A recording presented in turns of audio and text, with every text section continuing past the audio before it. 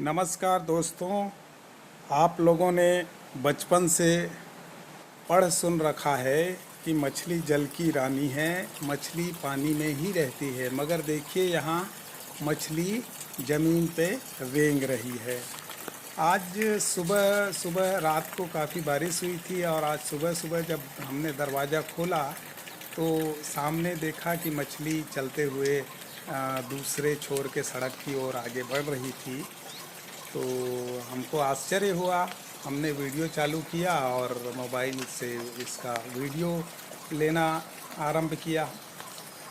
मित्रों, मैं गांव से शहर आया हुआ हूं और मेरे गांव के किनारे ही शिवनाथ नदी बहती थी। इस कारण मुझे मछलियों का लगातार मछली देखने का अनुभव रहा है और मेरे जीवन में भी इस तरीके से किसी मछली को ज़मीन में चलते हुए देखने का यह पहला अनुभव था।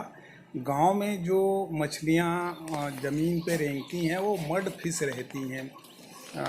वो मड पे कीचड़ पे चलती हैं, पर सूखे जगह पे देखिए यहाँ मुरम बिछा हुआ है, गिट्टी का चूरा बिछा हुआ है।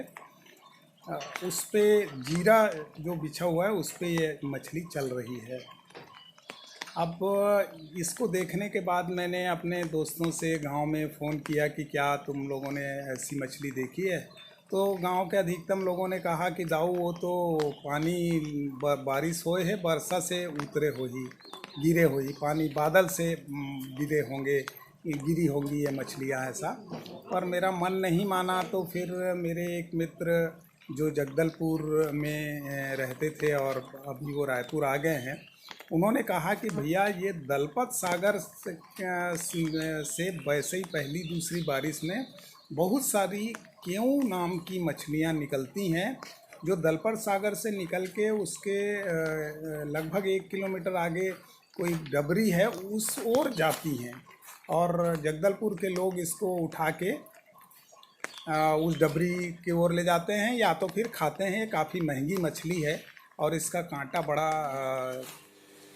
धारदार होता है और ये इसको हाथ में लेने से काट देता है, ये काट देती है ये। एक मछली को मैंने बाहर अपने बच्चे से बाहर सामने की नाली में डालने के लिए बोला।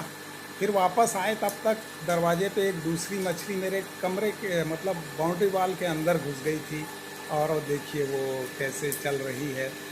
फिर हमने इस मछली को भी बाहर निकाला और नाली में डाला।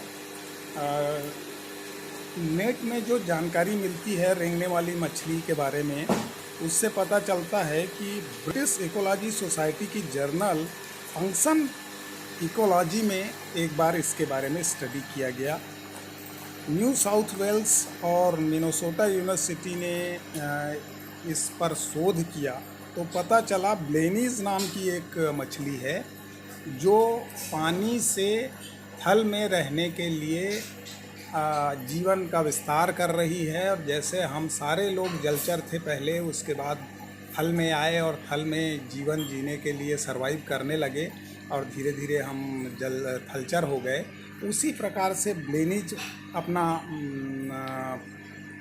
बर्ताव को, अपने व्यवहार को थल में रहने के लायक बदल रही है।